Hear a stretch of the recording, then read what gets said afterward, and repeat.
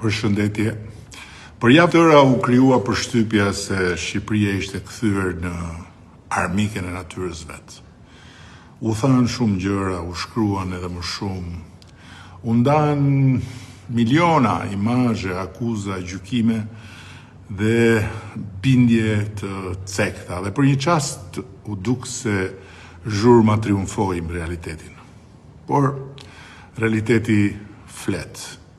Environmental Performance Index 2026, indeksi më prestigjos global për performancën mjedisore, sapo e ka renditur Shqipërinë, të parën në Ballkanin Perëndimor, të 46 nga 177 vende në botë, me progresin më të madh në rajon gjatë 10 viteve të fundit. Ndërsa, për zbutjen e ndryshimeve klimatike, Shqipëria renditet e 21-ta në botë. Dhe këto nuk janë vlerësimet që ne i kemi bërë vetes larg qoftë, por janë përfundimet e institucioneve ndërkombëtare dhe akademike, të cilat prej një çerek shekulli masin me konsensus global me të njëjtën metodologji performancën mjedisore të vendeve të botës. Por sinqerisht ajo që mua personalisht më gëzon më shumë se sa renditja është fakti se kjo renditje tregon rrugën që kemi bërë. Nuk ka ngaluar shumë vite që Shqipëria ishte vendi i prerjeve barbare të pyjeve, i gjuetisë, së egër të shfarosjes kriminale të shumë specieve, i lumenjve të kthyer në vend grumbullime, mbetjesh dhe një shteti që shpesh nuk kishte as mundësi, as instrumenta, as kulturën për mbrojtje natyrën, por mbi të gjitha vëmendje. Sot jemi një vend krejt tjetër edhe në këtë aspekt. Madje kemi arritur deri aty sa të zhvillojmë protesta të mëdha për mjedisin. Dhe kjo pavarësisht çdo egzagjerimi, manipulimi apo instrumentalizimi politik që ju bashngjit atyre protestave është në vetvete një arritje e madhe e shoqërisë. Sepse prania e aq shumë njerëzve që shqetësohen për flamingot, për lagunat, për pyjet apo për biodiversitetin tregon se bashkë me Shqipërinë që ka ndryshuar, edhe shoqëria shqiptare ka ndryshuar. Kjo është fitore qytetërimi.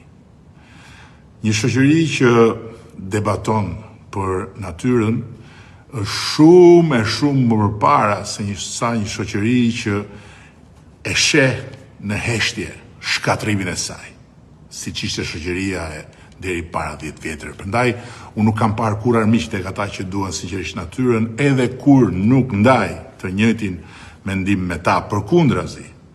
Ata më kujtojnë dhe duhet na kujtojnë se zhvillimi nuk mund të jetë kurrë një justifikim për të harruar atë që na është besuar nga e shkuara dhe që duhet t'u dorëzojmë më të mirë brezave që i përkasin të ardhmes.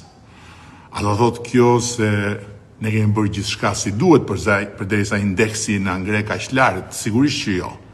Sigurisht që jo, sepse kush punon gabon, kush ndërton bën edhe zgjedhje të vështira, e ndërto edhe zgjedhje të gabuara. Kush qeveris nuk mund pretendoj se ka gjithmonë të drejtë e jo më të ketë gjithmonë të drejtë. Edhe ne kemi gabuar, edhe ne kemi shumë për të mësuar, edhe ne kemi ende shumë për të përmirësuar. Prandaj, ky raport nuk është një medalje për t'u vetkënaqur dhe as për t'ja u përplasur në fytyrë atyre që mendojnë ndryshe nga unë, por është një përgjegjësi shumë e madhe dhe një kujtesë se do të dëgjojmë më shumë, të korrigjojmë më shpejt kur është e nevojshme dhe të mbrojmë me edhe më shumë vendosmëri ekuilibrin mes zhvillimit dhe natyrës, ama duke mos i harruar kur faktet.